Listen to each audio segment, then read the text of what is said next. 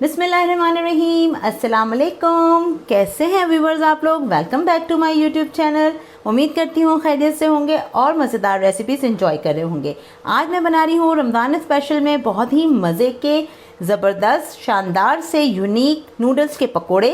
तो चलें स्टार्ट करते हैं रेसिपी। नूडल्स के पकोड़े बनाने के लिए सबसे पहले हम यहाँ लेंगे एक बोल जिसमें हम बनाएंगे इसका बैटर यानी कि पकोड़ों का मिक्सचर। उसके लिए मैं लूँगी सबसे पहले यहाँ पर 1.5 कप के करीब बेसन और 1 पैकेट मैंने लिया है नूडल्स जिसे आप बॉईल करके पानी में सिंपल तरीके से यहाँ रख लीजिए। उसके बाद मैं इसमें डालूँगी हरी मिर्चें, ये तकरीबन 4 छोटी हरी मिर्चें हैं, 1 टीस्पून ज़ीरा, 1 टीस्पून क्रश धनिया, 1.5 टीस्पून रेड क्रश चिली और 1 टीस्पून ही इसमें जाएगा नमक। और अब इसमें हम डालते हैं, ये थोड़ा सा है मेरे पास, 2 टेबलस्पून के करीब धनिया, ये डाल देंगे इसमें। और 1 मीडियम साइज़ की चॉप की हुई प्याज है वो डालेंगे। चलिए अब इसे करते हैं हाथ से अच्छी तरह से मिक्स।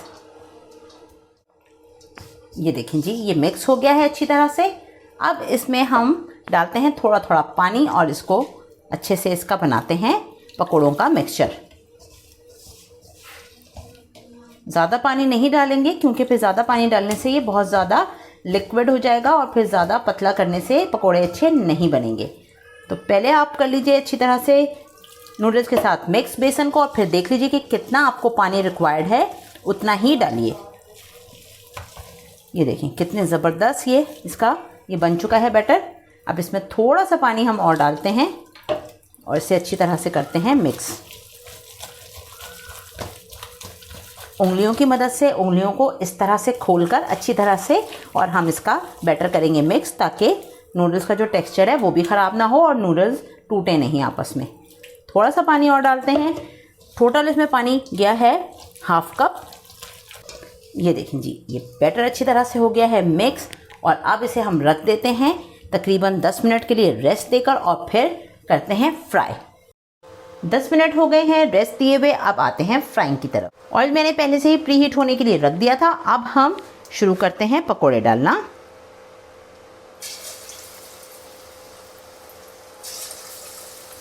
छोटे बड़े आपको जिस तरह के बनाने हो आप उसी तरह के बनाइए। एक बैच डाल दिया है हमने पकोड़ों का, अब इसे करते हैं अच्छी तरह से फ्राई। अच्छे से फ्राई हो रहे हैं देखें पकोड़े। अब इनको हम साइड चेंज करते हैं।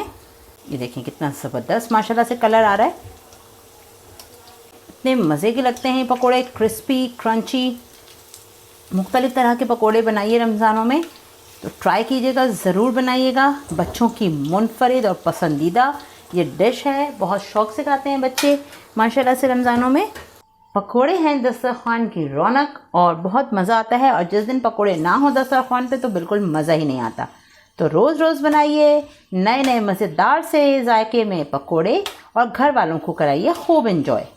ये जी हमारे पकोड़े हो गए हैं रेडी। अब इनको हम निकालते हैं आप प्लेट में।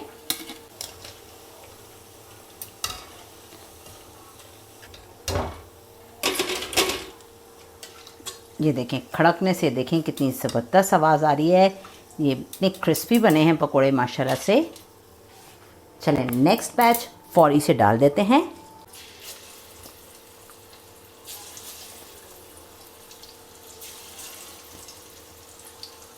ये लास्ट भी हमने डाल दिया है। अब हम करते हैं अच्छी तरह से पकोड़ों को फ्राई और फिर आपको डिश आउट करके दिखाते हैं।